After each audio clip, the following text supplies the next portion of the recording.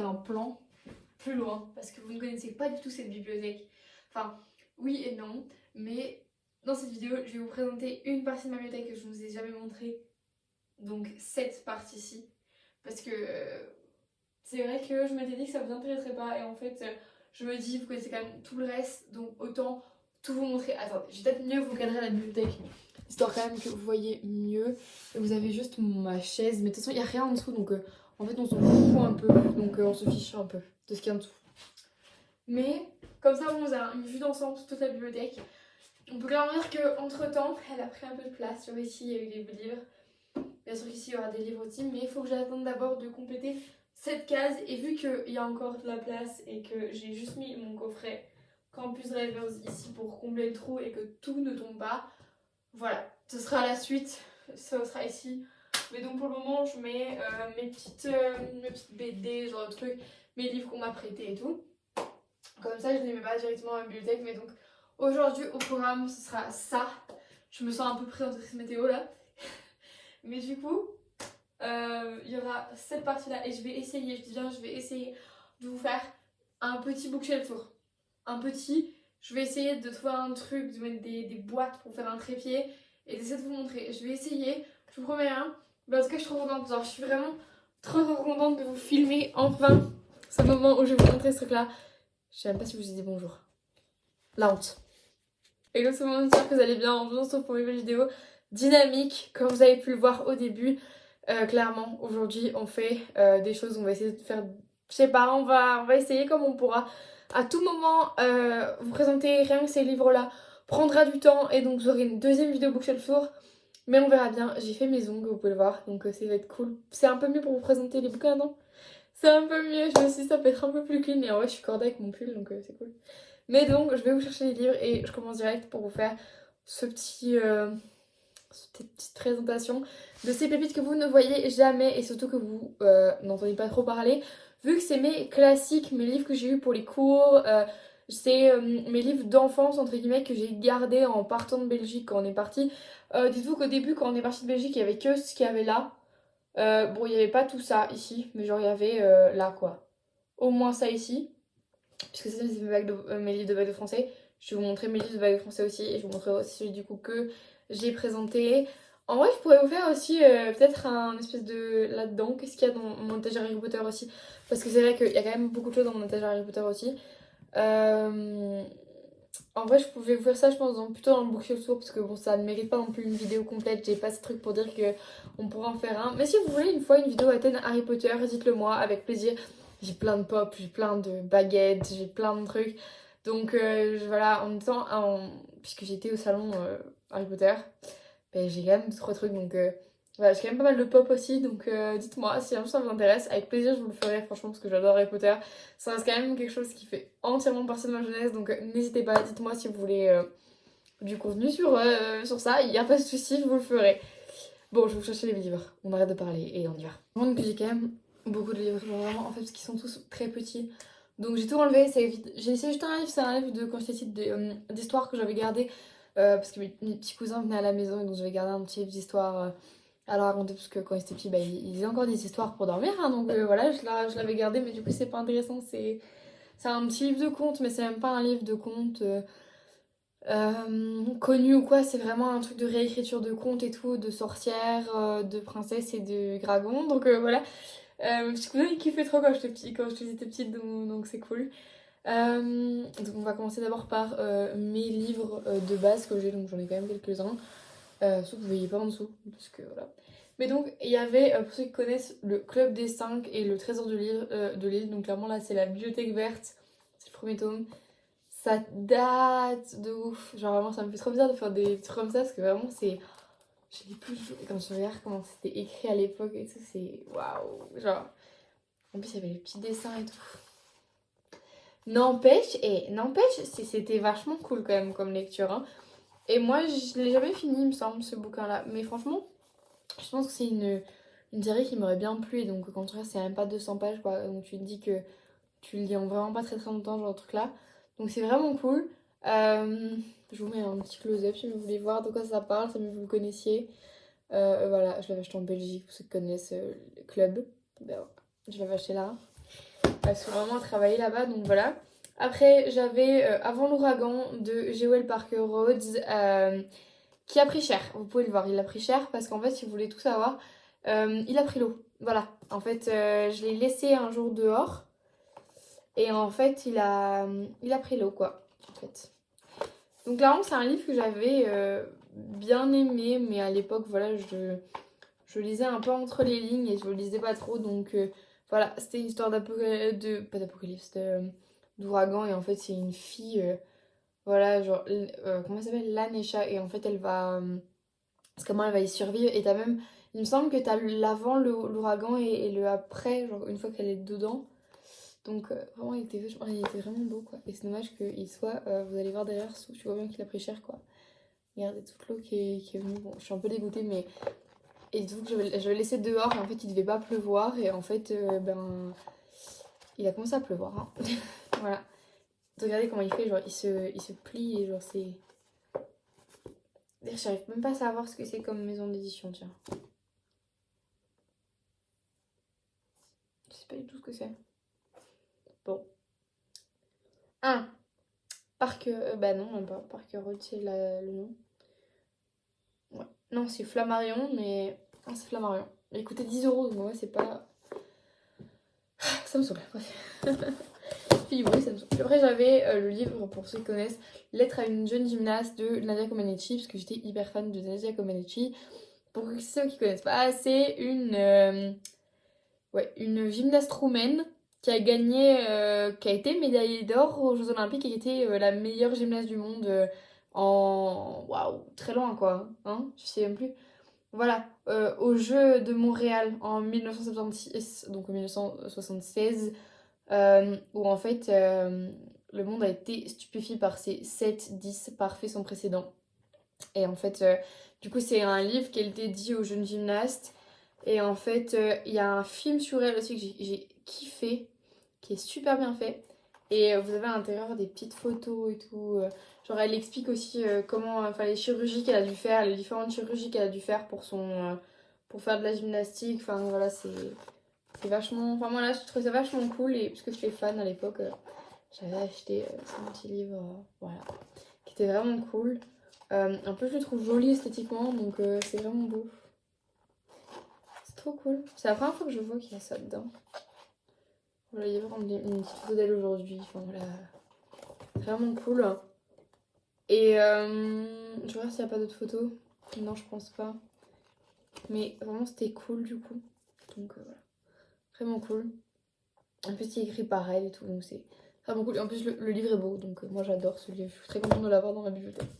J'aimerais ça, c'est un livre que ma maman avait acheté au marché parce que l'autrice vendait ses livres là-bas. Et du coup, c'est Madalena de Chantal et Francis Porta. C'était des. Alors, il paraît qu'ils sont un peu connus dans les Bouches-du-Rhône, surtout du côté de Marseille, il paraît. Et en fait, ils font des livres notamment sur la Seconde Guerre mondiale. Et en fait, voilà. Là, du coup, bah, c'est pas vraiment la Seconde Guerre mondiale, c'est la Première Guerre mondiale. Et donc voilà, je trouve ça vraiment cool. Et ma maman l'avait acheté à l'époque et je ne l'ai pas lu, mais il paraît qu'il était cool. Ok. Pardon, c'était mon téléphone. Après, on va rentrer dans des livres un peu plus. Il va y avoir pas mal de livres sur la Seconde Guerre mondiale, parce que je suis très fan de la Seconde Guerre mondiale. J'adorais lire ça à l'époque. Après, là, c'est J'avais 15 ans, vivre, survivre et revivre de. Alors. Elie Buzyn, donc c'est le récit inspirant d'une vie après Auschwitz, donc c'est vraiment. Ah, on a vu ce que Maëline disait à l'époque. C'était vraiment, j'avais trop envie de le lire et tout. Et pareil, on a des petites photos d'époque et tout. Et ça, c'est vraiment, c'est moi, c'est ça qui m'intéresse, on va pas se mentir. C'est ce genre de choses. Et vraiment, c'est trop cool et hyper enrichissant. Genre, vraiment, c'est hyper enrichissant. Voilà, on voit par exemple qu'il a fait des interventions à l'ONU et tout, donc c'est vraiment cool. Voilà. Trop cool. Donc voilà. Après, je vais avoir Une balançoire pour deux. Alors ça, c'est un livre qui a une valeur sentimentale de Nancy Turner Stevenson aux éditions PKJ. Donc par contre, je pense que aujourd'hui, il pourra avoir son petit succès, je pense, sur le BookTok et tout. Mais en fait, c'est un livre que j'avais reçu comme cadeau en 6ème quand j'ai fini mes primaires du coup en Belgique. En fait, c'est le cadeau qu'on recevait. Et en fait, c'est avec ma meilleure amie, mais on a choisi celui-là. On voulait avoir un livre en commun. Et en fait, voilà, il est très cool. Et genre, il est dédicacé par tous mes professeurs. Ici. Voilà. Bon, je vous montre pas tout comme ça, vous m'en voyez pas tout. Mais voilà, toute la double page est signée. Et même ici, j'ai encore des petits signes. Donc, voilà. Voilà, voilà. Donc, c'est trop cool. C'est un livre qui a du coup un peu de valeur sentimentale pour moi. Et c'est vraiment cool parce que vous voyez que. En fait, c'est un livre qui se passe en vacances. En fait, c'est une fille qui va rencontrer une autre fille. Elles vont devenir copines. Sauf qu'elle va se rendre compte euh, que y en a une des deux qui a des secrets et tout. Sur ça, vraiment, c'est leur un peu du temps de vacances. Enfin, bref. J'aime trop. Je trouvais tout ça trop cool comme livre. Et en fait, c'est vrai que je l'ai jamais fini, quoi. Mais bon, quand j'étais petite à cet âge-là, je finissais pas trop mes bouquins. Donc voilà. À part mes livres sur la Seconde Guerre mondiale, je les finissais pas trop les livres. Donc, après, je vais avoir de Jean Grégoire et Pierre Péan, comme ils vivaient à la recherche des derniers juifs de Lituanie. Alors, oui, clairement, je faisais que ça, hein, lire que ça. Voilà, clairement, celui-là aussi. Je l'ai lu. Après, on a Audrey et Anne de Jolien Jenzing. Voilà, donc c'est une comparaison entre Audrey et Anne Frank, of course. Il me semble que Audrey, elle a joué Anne Frank dans quelque part, c'est pour ça qu'ils font une petite. Ouais, voilà. Donc en automne 1957, 12 ans après la fin de la Seconde Guerre mondiale, Otto, le père d'Anne Frank, rend visite en Suisse à une étoile montante du cinéma, Audrey Hepburn. Il veut la persuader d'interpréter le rôle de sa fille dans un film qui va lui être consacré. Printemps 1929, deux filles voient le jour, Audrey à Bruxelles, Anne à Francfort. Toutes les deux manqueront l'histoire. Je savais pas que Audrey était belge. Tiens, voilà. Les deux adolescents partagent bien des points communs. Toutes deux ont été contraintes de quitter très jeune leur pays natal.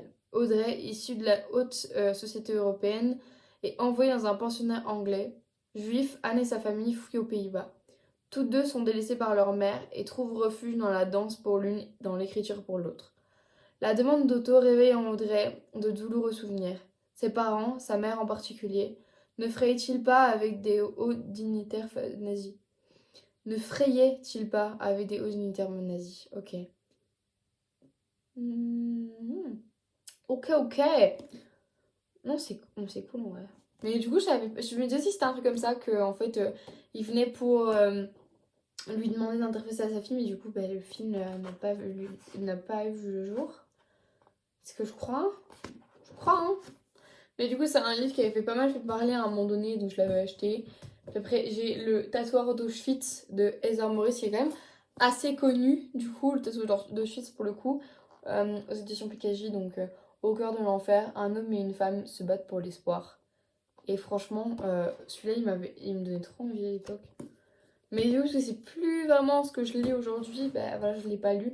Et après, j'ai Je me souviens d'Auschwitz de Paul Sobol que j'avais lu, et voilà, je suis à peu près la moitié et je ne l'ai jamais fini. Ah, j'avais corné la page.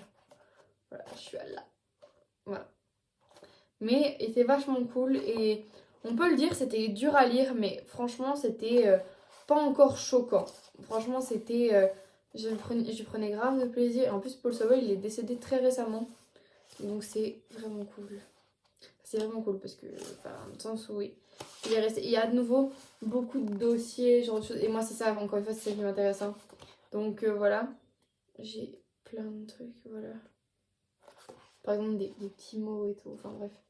Donc lui, pareil, c'est un français. Et donc c'était cool du coup parce qu'il explique vraiment ça en tant que français, en cherchant des gens de sa langue et tout, etc. Donc c'était vachement cool. Moi, j'aimais bien cette époque-là. Et j'en ai plein encore. Mais en fait, Anne Frank, il est là, je crois. Mon journal Anne Frank, il est pas là. Non, non. Bref, quand je retrouverai mon. Enfin, quand on rapatriera notre garde-meuble en de Belgique, je vous ferai un haul. Un haul. C'est pas vraiment un haul parce que c'est mes livres quand même, mais ça fait très longtemps que je les ai pas vus pour le coup. Après, on va passer à mes livres un peu plus personnels, on va dire. J'ai par exemple La bête humaine de Zola, que mon grand-père m'a conseillé maintes et maintes fois aux éditions Folio Classique. Et clairement, il faut que je le lise, mais on va pas se mentir que Zola, c'est pas vraiment mon préféré. Donc j'avoue que je suis un peu réticente à commencer. J'avais acheté Roméo and Juliet de William Shakespeare. Aux éditions Colline Classics, voilà, donc c'est un. Donc, Roméo et Juliette complètement en anglais, hein. Donc voilà, je trouve ça cool d'avoir ce classique-là en main. Et on va pas se mytho, il est quand même très beau, donc moi je suis vachement contente de l'avoir. Après, j'ai Cher Monsieur Germain de Albert Camus, donc c'était les petits folios à 2 euros que t'as sur le côté de la caisse. En fait, il m'a vachement tapé dans l'œil. Et je l'ai lu. Celui-là, je l'ai lu et il était vraiment, vraiment cool. Il fait pas beaucoup de pages, hein. Ouais, il fait 117 pages. Et encore, c'est les lettres, donc ça se lit assez facilement et assez rapidement. Donc c'est vraiment cool. Après, on va rentrer dans mes lectures d'école. Donc j'ai par exemple Le dernier jour d'un condamné de Victor Hugo, que j'avais vraiment bien aimé en plus. Il était vraiment cool. Je m'en souviens plus vraiment, mais j'aime bien ce petit format-là. De toute façon, vous devez le connaître, hein, c'est un classique qu'on étudie. On n'a pas tous étudié au lycée, mais genre qu'on a au moins entendu parler. Puis j'ai Le joueur des échecs de Zweig, donc c'est ce livre-là qui a démarré ma passion pour Zweig, je le trouve super. J'ai kiffé ce livre, vraiment, il était vraiment trop trop cool. Of course, j'ai Terminal, donc toujours au follow classique. Je ne l'ai jamais fini, j'ai lu jusqu'à 140 pages et puis je me suis arrêtée, c'était trop pour moi. J'ai pas du tout aimé Germinal. Après j'avais eu On ne badine pas avec l'amour, On ne badine pas avec l'amour que j'ai adoré. J'ai vraiment adoré ce bouquin et d'ailleurs il faudrait peut-être que je le rajoute si je l'ai pas déjà fait sur Goodreads parce que vu que j'ai quand même vachement aimé, je peux quand même le laisser. Vraiment, c'est un des premiers livres où j'ai vraiment pris plaisir à le lire, genre un livre de cours, je parle, hein. Donc voilà. Attends, je vais vous dire en direct si je les ai mis parce que j'ai un doute en fait. Déjà, il y a pas longtemps, j'ai rajouté du coup, j'avais lu Juste la fin du monde que je vais vous présenter plus tard. Oui, je l'ai mis. On bannit pas de l'amour, je l'ai mis. Il est là. Donc, j'ai mis des classiques du coup. Et là, j'avais mis du coup Juste la fin du monde que j'avais lu pour le bac. Après, on a La Terre entre les mondes de Métis Navarro que j'avais lu pour le prix Godot quand j'étais en seconde. Donc, c'était 2021-2022, il me semble. Donc, voilà. Et j'avais du coup une autre nouvelle. C'est Louise a le choix de Caroline Stella, que j'avais du coup, c'était la deuxième œuvre. Et on avait une troisième œuvre, mais notre professeur avait décidé de ne pas nous la présenter parce que c'était, à son sens, une nouvelle un peu trop choquante pour notre âge. On était tous un peu révoltés à l'époque. Parce que c'est une histoire qui parle de viol, de violence, etc., etc. Et en fait, on trouvait ça justement très très cool qu'on aborde ça au lycée parce qu'en fait, clairement, en général, ils nous les font pas voir, quoi. Donc voilà, attendez, j'ai le nom. Du coup, c'est À la carabine de Pauline Perrade. Il était sur Amazon et j'ai voulu l'acheter d'ailleurs. Du coup, voilà, c'est le livre qu'on aurait dû lire. Mais du coup, on n'a pas lu, quoi. Puisqu'on n'a pas pu, parce que notre prof a pas voulu. Et ouais, ouais, donc c'était un. On aurait trop voulu le lire parce que franchement, on trouvait ça cool justement qu'on puisse aborder ce genre de sujet. Et en fait, on voyait bien du coup la pudeur entre guillemets de notre professeur qui ne voulait pas nous la montrer, quoi. Puis après, en quatrième, j'avais étudié les contes et nouvelles de Maupassant. Donc voilà, je n'ai absolument pas lu ce livre. Il est dans un état pas possible parce qu'il a pris extrêmement cher à l'époque. Regardez un peu son état, genre là il est cassé et tout. Enfin, à se demander vraiment si c'est mon bouquin, quoi, parce que j'en prends grave soin normalement. Mais je crois que lui, il a vraiment pas eu de sens. Donc voilà. Et donc voilà, t'es avec la. Parce que du coup, on avait étudié à l'époque, du coup. Ah, la parure, du coup. Voilà, j'avais oublié comment s'appelait la nouvelle, mais du coup, c'est pour ça qu'on l'avait acheté. On avait aussi fait le Horla de Maupassant, donc cette année-là, on a fait vraiment étudier vraiment Maupassant. Donc le Horla est 6 contes fantastiques. En fait, on n'a pas du tout étudié le Horla. Il me semble. Ah non, si, la peur, on l'a étudié. Un fou aussi, non? Ou la main. C'est un des trois. J'ai lu un des trois. Bref, ou peut-être les trois en fait. Puis après, j'avais étudié La Vague à l'époque aussi de Todd Strasser qui m'avait pas trop apparemment touché, quoi. Voilà, voilà. Donc, pareil, c'est quand même un livre qui parle de la guerre et tout, mais on l'avait étudié à l'école. Donc là, on rentre quand même dans des trucs que j'ai lus en 6ème, donc ça date un peu. Mais ils m'ont quand même tout autant touché. Le violon de la rue Logiriston de Claude Rossi, celui-là il m'a vraiment touchée quand j'étais gamine. J'avais énormément aimé ce bouquin et franchement j'étais très reconnaissante dans mon professeur de l'époque qui m'avait présenté parce que vraiment c'était trop cool. Pareil pour celui-là, 35 kilos d'espoir de Ana Galvada. Donc il me semble que c'est traduit de l'espagnol. Non, du coup. Non. Il me semble que c'était... Non, c'est autre chose alors. Mais du coup, c'était simplement ça. Et vous avez d'ailleurs ici des notes de l'époque de moi qui avaient fait par rapport au livre. Donc Grégoire, à 13 ans, il est en 6ème et il a déjà doublé 2 fois. Grégoire aime passer du temps dans le cabanon avec son grand-père à bricoler. Waouh, mon écriture de l'époque c'était vraiment compliqué. Il va tout faire pour faire ce qu'il aime et vivre des aventures avec son grand-père. Mais il y a quelque chose comme quoi, genre son grand-père décède en fait. Et donc ça part un peu mal.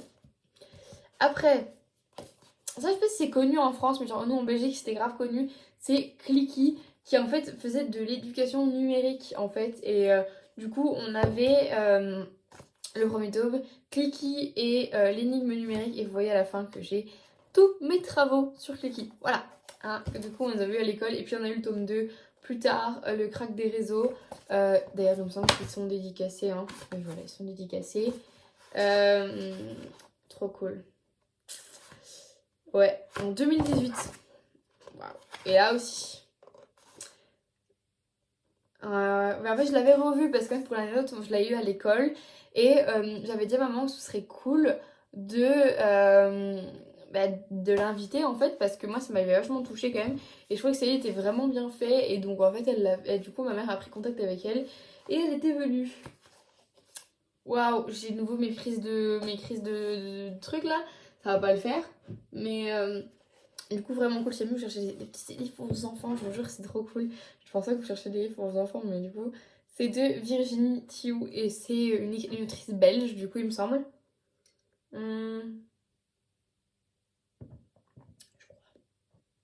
Mais du coup, Virginie Thiou est spécialiste des règles de fonctionnement d'Internet. Elle veut aider les enfants à mieux comprendre le monde numérique et à retirer le meilleur. Donc c'est cool. Super, j'avais une mousse de café, super. Bref, très professionnel. Bref, alors Céleste, ma planète, ça c'était un espèce de... C'est un peu genre labyrinthe, genre dans le genre... Je sais plus ce que c'est apocalyptique. Voilà, de Timothée de Flombel. Alors celui-là c'est une petite nouvelle, hein, on va pas se mytho, c'est...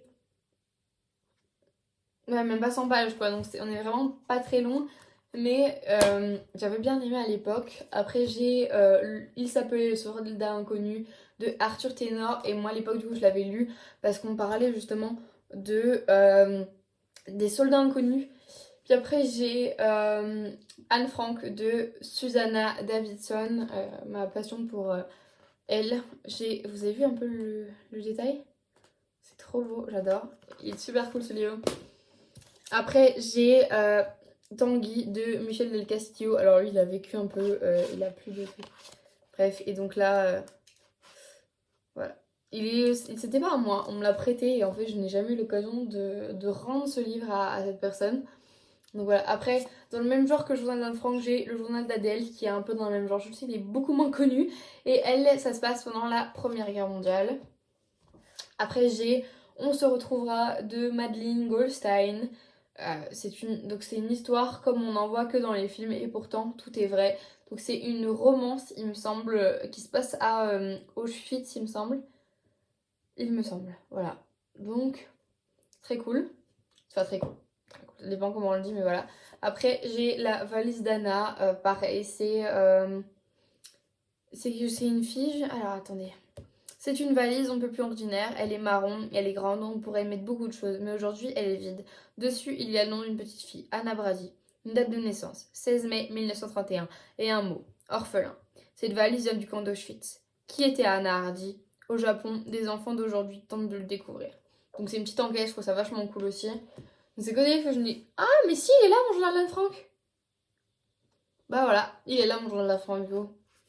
Voilà. Et je n'ai jamais été plus loin que la page 60 parce que j'étais passionnée d'elle, mais le problème c'est que j'étais dans 14 lectures en même temps. Et je n'avais jamais eu l'occasion d'étudier Anne Frank et la Seconde Guerre mondiale à l'école. Donc voilà, je n'ai pas pu le lire à l'école.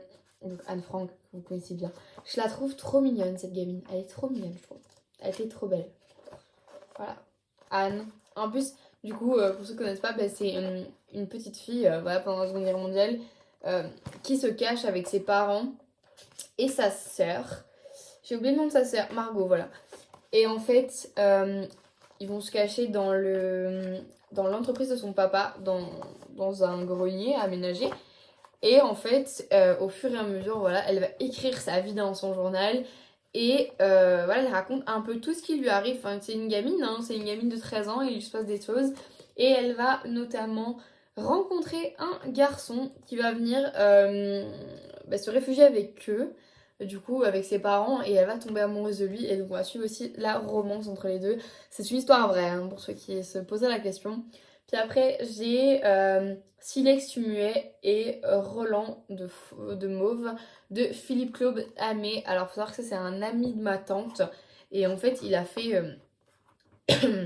des espèces de petites poésies, en fait. Et c'était un livre qu'il avait mis en vente pour créer une école au Sénégal, il me semble. Et donc, ma maman a dit, bah, vas-y, let's go. Et donc, il me l'a offert.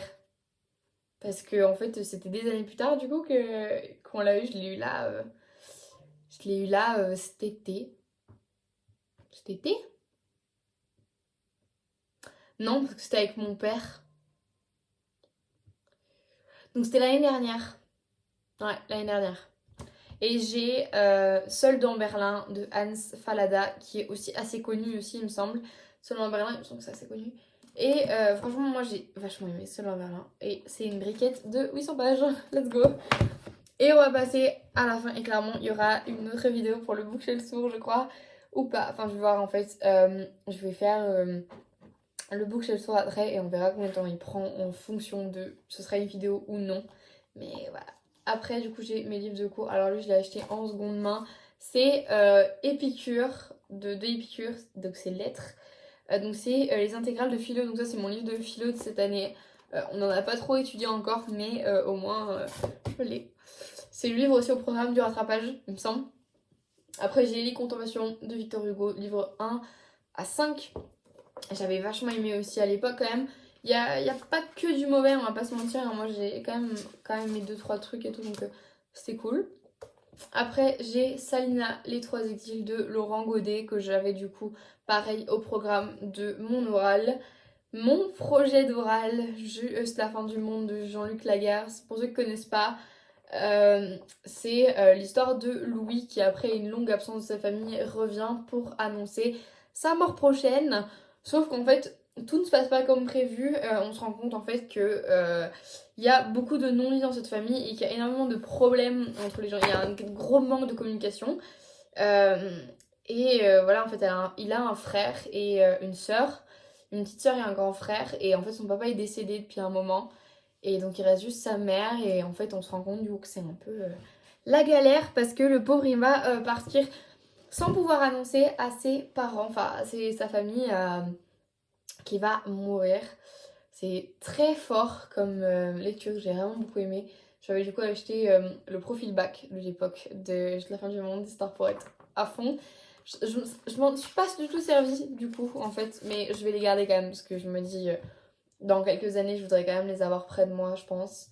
Après, du coup, j'ai Déclaration des droits de la femme et de la citoyenne de l'Inde de gauche, que j'avais du coup aussi au programme l'année dernière. J'ai Of course Manon Lescaut de l'abbé Prévost, puisque j'ai été interrogée dessus à l'oral. On sait tous que ça n'a pas été très glorieux.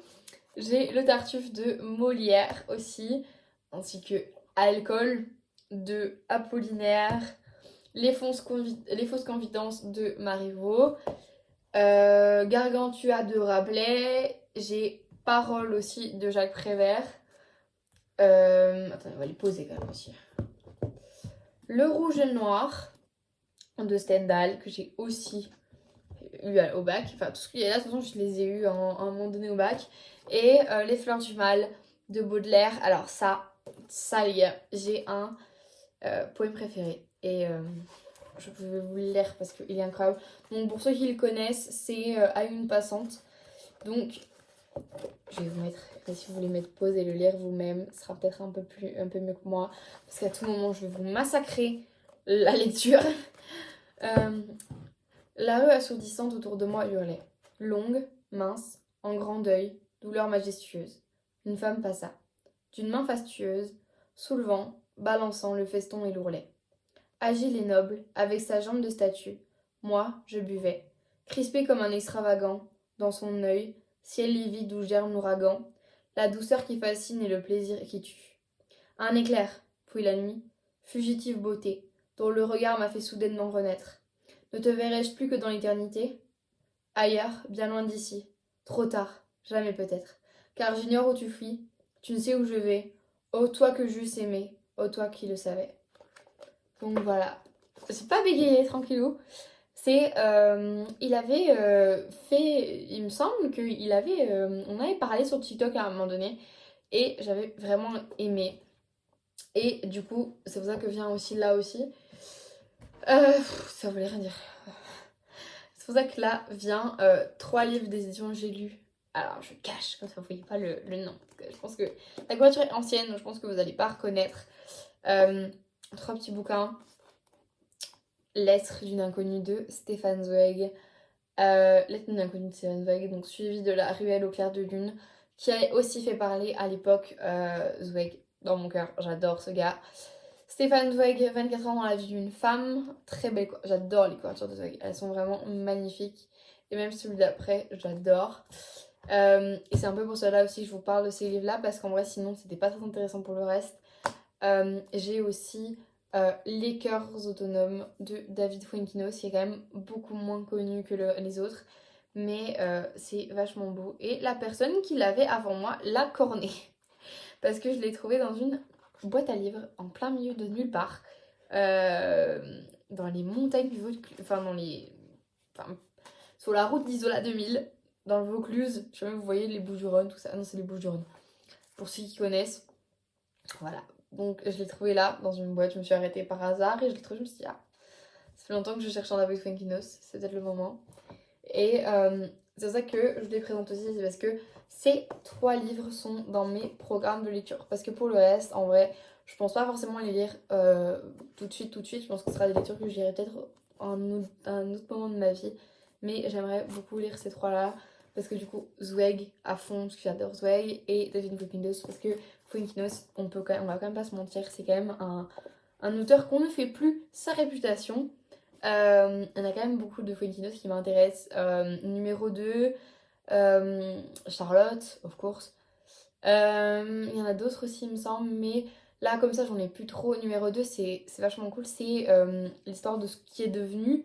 Enfin, ce qu'il est devenu. C'est l'histoire de celui qui n'a pas été choisi pour jouer Harry Potter, puisque je sais pas si vous savez, mais à la fin comment on dit déjà, du casting, il restait deux autres acteurs du coup pour jouer Harry Potter, Daniel Radcliffe et un autre. Et en fait, on suivra du coup celui qui n'a pas été choisi, l'autre, puisqu'on connaît tous aujourd'hui Daniel Radcliffe. Donc voilà, vous avez et Charlotte, c'est l'histoire d'une femme pendant la guerre qui tombe enceinte, etc. Sans spoiler. Je dis etc. pour pas spoiler, parce que sinon je me connais. Et en fait, c'est un livre en prose, il me semble. Donc c'est vachement étonnant parce qu'en fait, les vers veulent dire quelque chose, mais on dirait qu'il veut pas aller jusqu'au bout de la chose. Voilà, donc je vous ai tout dit. J'espère quand même que cette vidéo vous plaira, même si en vrai c'est pas vraiment des livres très très connus et que c'est vraiment des livres du coup j'ai été chercher en fond de ma bibliothèque entre guillemets et que du coup bah je sais que ça touchera peut-être moins de gens aussi. Mais moi en tout cas je suis très contente de vous faire ça parce que voilà c'est des livres qu'on n'en parle pas et en vrai en général on a tous des petits classiques dans sa bibliothèque. En tout cas j'espère que cette vidéo vous aura plu, n'hésitez pas à mettre un commentaire, laisser un like, vous abonner, n'hésitez pas, vraiment c'est avec plaisir. N'hésitez pas à jeter un coup d'œil aussi dans la barre d'infos parce que je mets énormément de choses dans la barre d'infos, je mets mon Instagram, mon TikTok, tout. Pour que vous puissiez me suivre et même en général je mets un petit pavé, j'écris quelque chose. Donc voilà, n'hésitez pas. Donc je pense clairement que ce bookshelf tour ne sera pas pour aujourd'hui, parce que clairement 31 minutes, je pense qu'on va passer à autre chose. Et je ferai une petite vidéo, au pire ce sera une vidéo qui sortira un samedi, voilà, entre deux. Voilà, donc j'espère que cette vidéo vous aura plu. Je vous fais plein de bisous et je vous dis à la semaine prochaine pour une nouvelle vidéo. Ciao ciao.